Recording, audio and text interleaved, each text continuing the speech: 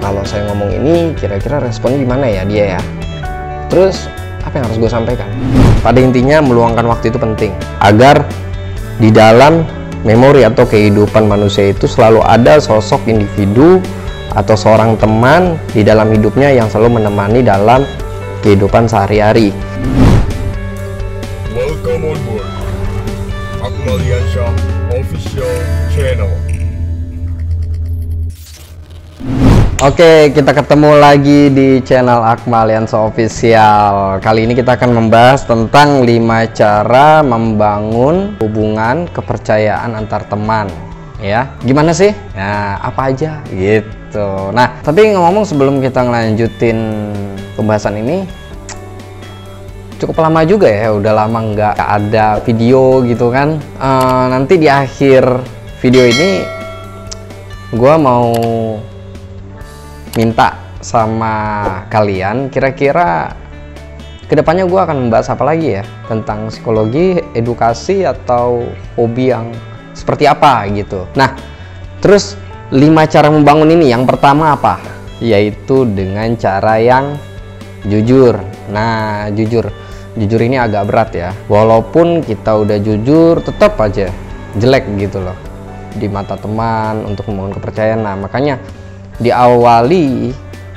pada awal hubungan pertemanan, perkenalan itu memang pertama-tama adalah kita harus jujur gitu. Nah, di situ kita bisa membangkitkan atau membangun rasa kepercayaan yang ada agar kedepannya kita tidak dianggap atau dilihat sebagai orang yang pendusta seperti itu.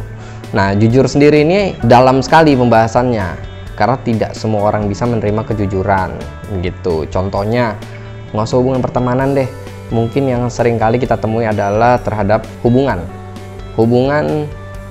dengan pasangan.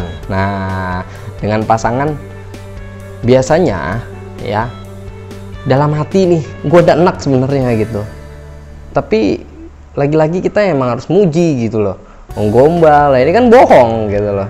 Nah, ketika nanti kita jujur, kadang-kadang nggak semua orang bisa terima, yang pada akhirnya akan ada rasa kecewa dan sakit hati gitu. Misalkan lu gendut banget sih akhir-akhir ini, gua nggak suka ngeliatnya gitu. Di lawan obrolan kita nanti responnya adalah, lu kalau nggak suka ngeliat gua gendut, ya udah jangan ngeliat gua. Nah gitu, artinya tidak semua orang bisa menerima jujur.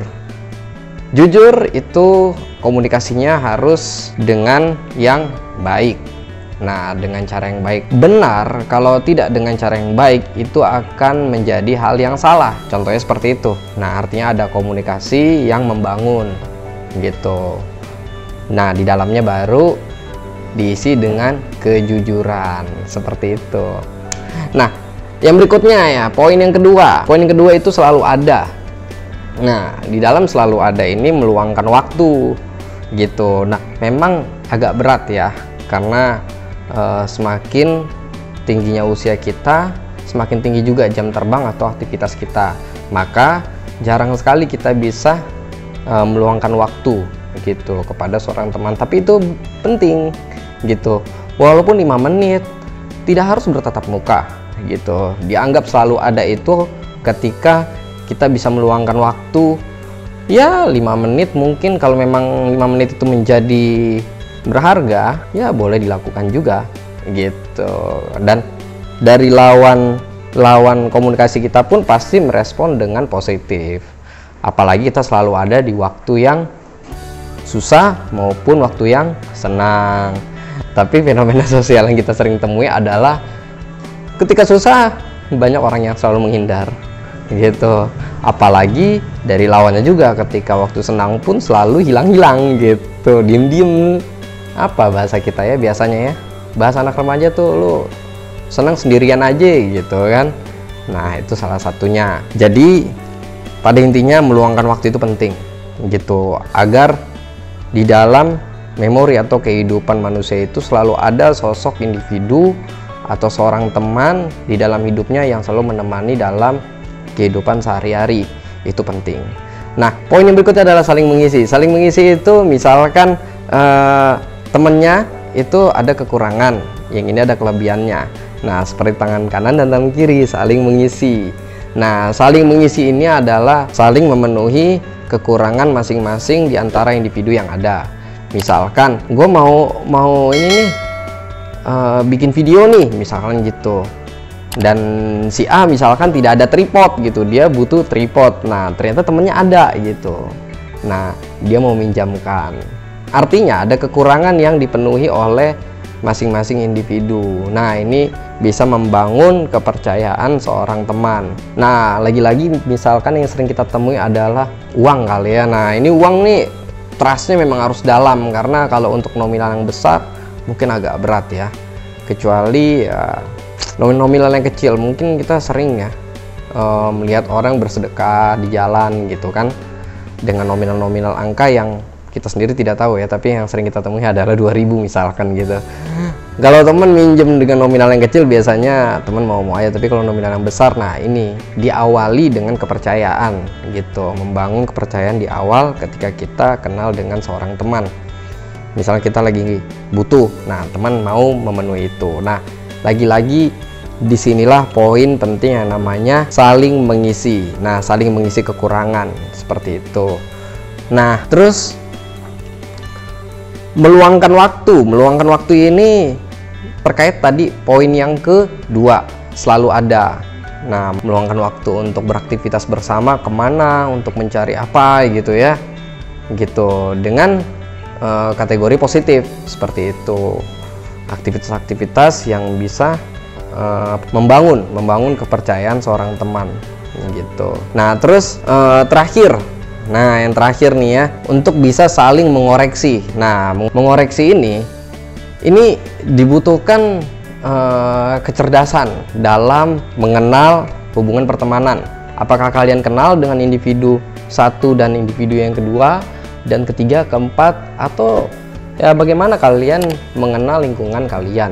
Nah, saling mengoreksi ini mungkin bisa dikatakan mengkritik gitu, mengkritik yang sifatnya konstruktif, membangun. Misalkan alangkah baiknya kamu kalau siang-siang pakai baju putih deh gitu, kan udah terik nih dia pakai baju putih. Nah, jangan mengoreksi dengan cara yang salah gitu. Nah, memang ini harus dipikirkan baik-baik, dipikirkan 2 atau 3 langkah ke depan seperti itu. Kira-kira kalau saya ngomong ini, kira-kira respon gimana ya dia ya? Terus apa yang harus gue sampaikan gitu. Nah, ini yang harus ditekan adalah bagaimana kita memahami atau apa yang mau kita sampaikan, itu harus dipikirkan baik-baik. Nah, saling mengoreksi ini adalah bagian dari evaluasi. Ini bagian hal yang terakhir yang paling penting untuk peduli dengan teman. Apabila teman salah, maka nasihati dengan cara yang benar. Nah, ini namanya adab. Nah, salah apabila kita menegur seorang teman di depan umum dengan cara yang kasar. Seperti itu. Oke, evaluasi itu paling penting. Ini menjadi hal yang poin terakhir. Nah, misalkan kita ingin memberikan saran seperti itu, atau menasehati atau mengoreksi teman. Nah, di depan umum juga itu hal yang salah ya, apabila maksud kita memang baik tapi yang dikoreksi mungkin akan merasa dipermalukan seperti itu. Nah, maka harus dengan cara yang baik. Nah, kalau dengan cara yang baik maka akan menjadi hal yang benar seperti itu. Nah, ini semua poin ini adalah untuk membangun rasa kepercayaan antar hubungan teman maupun pasangan seperti itu. Nah, ini saling terhubung. Apabila kita bisa menjalankan semuanya, mungkin kita akan mendapatkan seorang teman yang baik dan kita sekaligus memperbaiki diri dan mengoreksi diri. Oke, gitu aja dari Akmaliansa Official. Selamat mencoba. Bye-bye. Jangan lupa subscribe channel Akmaliansa Official. Hidupkan tanda lonceng untuk terus mendapatkan update. Support kami dengan memberikan like dan komen ya. Kami akan terus menghadirkan konten seputar psikologi, hobi, dan edukasi untuk Anda setiap pekannya. Terima kasih.